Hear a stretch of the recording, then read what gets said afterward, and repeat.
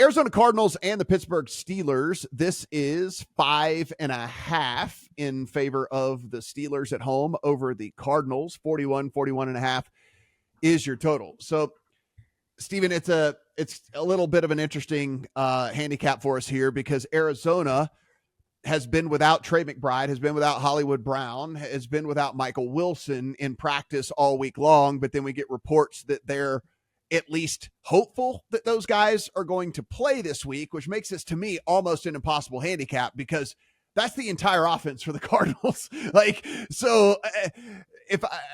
a game for me. I don't know how you could back the Cardinals. Basically what I'm saying is it's a one-way play for me because it would only be the Steelers. I could never back the Cardinals at any number with the entire offense essentially on the sideline. And so I don't know, almost an impossible handicap as we try to do this on a Friday, because we're going to have to wait until 90 minutes before game time to figure out what these dudes are going to do.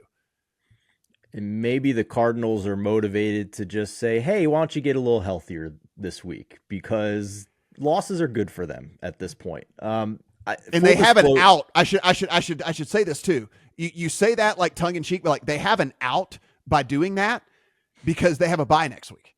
So you could, in theory, then just go, hey, we're keeping them out because we got a bye next week. Yeah, fair. And we're keeping them out through the bye. Full disclosure, I bet Arizona plus 3.5 on the look ahead. That was before I saw what the Steelers offense looks like without Matt Canada. And I have cashed that bet out and taken a small loss on it. Yeah. I'm out. I'm done. I said I'm going to start fresh and re-handicap this game at the current number. So that's what this is now. Forget the look-ahead bet that I made. I'm out on it. Small loss, move on. Sometimes that happens when you bet a look-ahead. All right. Steelers are at minus 5.5 as we record here. They had 6.2 yards per play against Cincinnati last week in that first game without Matt Canada. Cincinnati is 26th and 30th defensively in EPA and success rate.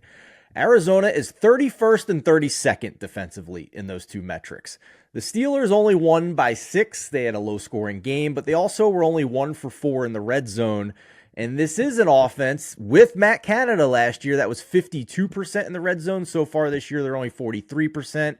Maybe a new OC change in week 2 will get a little bit of positive regression for when they get to the red zone. The Pittsburgh defense is also top 10 by EPA and success rate this year.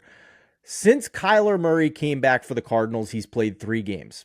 He is 23rd by EPA, 28th by dropback EPA, the overall offense, that is. And Kyler is ranking 29th out of 31 quarterbacks with at least 60 plays in EPA plus CPOE composite. That is behind Gardner Minshew, Tommy DeVito, Tim Boyle, Bryce Young, and Aiden O'Connell. And those 3 games were not exactly a difficult schedule of defenses against Atlanta, Houston, and the Rams. Steelers minus 5.5 is the bet, and I feel pretty good about it. Adam, 5.5 Steelers, 41.5 is the total. How do you see this one? Look, it's maybe there's some news coming through as this moves to 6 as we sit here. So maybe all those guys aren't playing. Adam, start talking and I'll start looking. Yes, dance, Adam, dance. The biggest change for me is the Pat Freiermuth situation and what it indicates about what the change is in this Pittsburgh offense. We don't get opportunities this late in the season very often to be betting on the high level of variance that you get with changing a play caller, right? It doesn't happen that often throughout the year. We don't have to have a lot of respect for the Pittsburgh offense in a game against the Bengals, and we don't have to have a lot of respect for it in a game against the Arizona Cardinals. Before I finish the rest of my handicap, Matt, did I give you enough time to figure out what's going on? It hasn't come through the Twitter yet, but I got it. Michael Wilson ruled out. Marquise Brown trending towards playing. What do they say about McBride, though? That's the real key. I mean, he's the guy that's getting 12 monkey dance, and I'll look a little more. I mean, he's the guy that's like getting 12. He's the guy that's getting 12 targets a game. So let's practicing talk about again on Friday with his groin. Yeah, let's talk about this for a second. So on the year up until this point, if you look at where the Steelers were throwing the ball, Kenny Pickett basically wouldn't challenge the middle of the field, right? He would not go over into the area where the linebackers live. And up until this point, whole season long, 198 passes outside the numbers for Kenny Pickett on the year. And you look at on the season, he was, let me do the quick math here, just about over 100 in terms of passes between the numbers.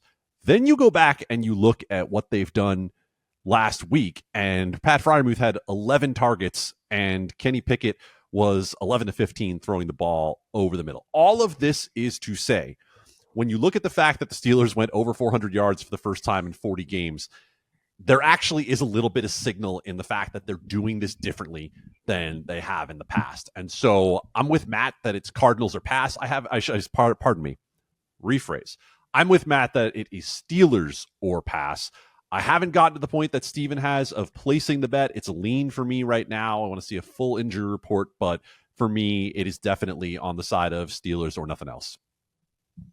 It has gone to 6.5 at a couple of places as well. So, like, I'm wondering if people know something we don't. Yeah. I mean, it's moved an entire point through a semi-key number here since we have just been doing this game breakdown. Maybe the limits went up and they decided that the Cardinals are terrible. That's what I think. I mean, to Adam's point though about the tight end, I actually took a shot here on some of this variance too, because I did it with a Pat Freiermuth prop.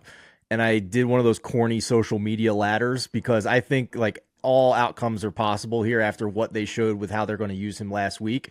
So half unit over 34.5 receiving yards, half unit split between alts of 50 plus, 75 plus, and 100 plus at plus 195, plus 525, and plus 1500 respectively. Like I think this could be another huge game for Freiermuth here if this is accurate of what we're seeing and going to be something moving forward. Yeah, like we said, sitting here, interesting. This is kind of popping all over the place. So there's some disagreement out in the market. You'll know more than we will by the time you watch this.